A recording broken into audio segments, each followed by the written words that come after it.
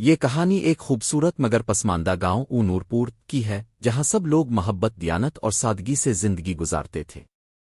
گاؤں میں ایک پرانی مگر مشہور دکان تھی جس کا نام تھا امین جنرل سٹور۔ پہلے یہ دکان ایک نیک دل اور ایماندار بزرگ حاجی امین چلاتے تھے۔ ان کی ایمانداری کی وجہ سے دکان نہ صرف گاؤں میں بلکہ آس پاس کے دیہات میں بھی مشہور تھی۔ مگر حاجی امین کے انتقال کے بعد دکان ان کے بیٹے اقبال کے ہاتھ آ گئی۔ اقبال جوان ذہین مگر حد درجہ لالچی شخص تھا۔ وہ ہمیشہ یہ سوچتا کہ جلدی امیر کیسے بنا جائے۔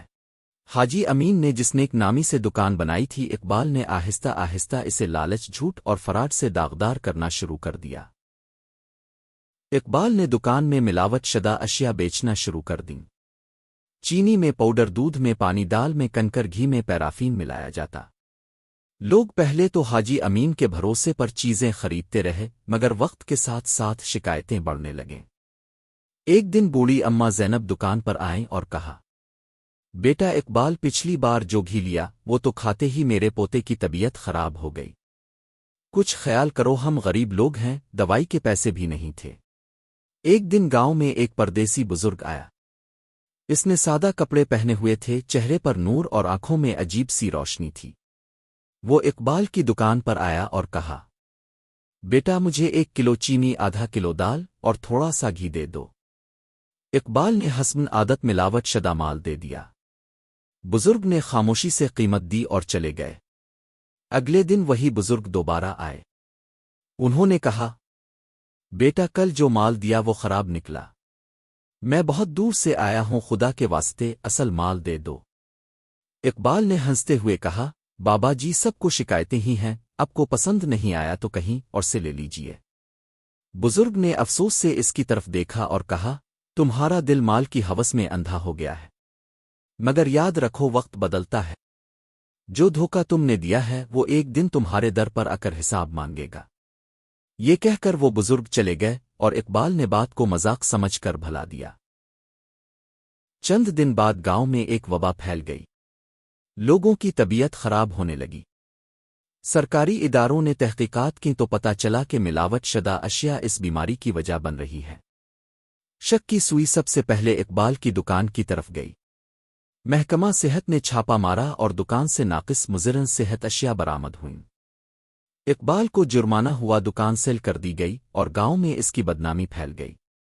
مگر کہانی یہیں ختم نہیں ہوئی۔ اقبال اب بے روزگار تھا۔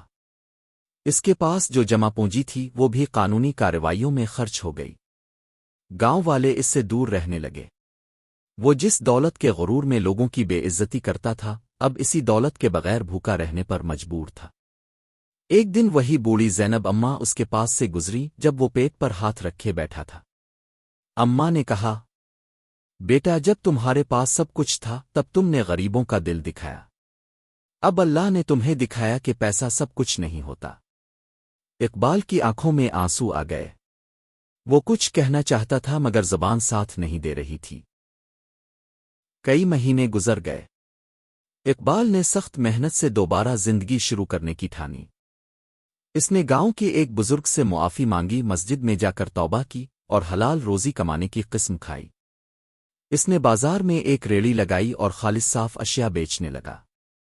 پہلے لوگ نہیں آئے، مگر وقت کے ساتھ ساتھ اس کی سچائی اور خلوص دل سے کام دیکھ کر لوگ واپس آنے لگے۔ اب وہ نفع کم رکھتا مگر دعا زیادہ لیتا۔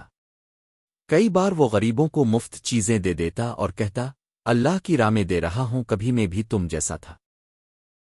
ایک دن وہی بزرگ جو پہلے پردیسی بن کر آئے تھے دوبارہ اس کے پاس آئے۔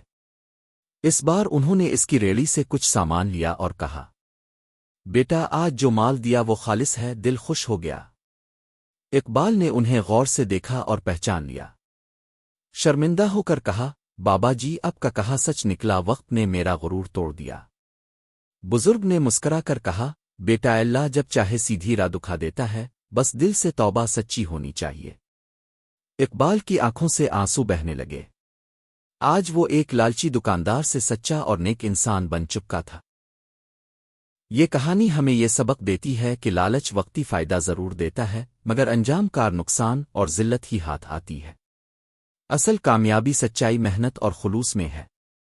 جو لوگ دوسروں کے حق مارتے ہیں وقت ان سے ان کا اپنا حق بھی چھین لیتا ہے۔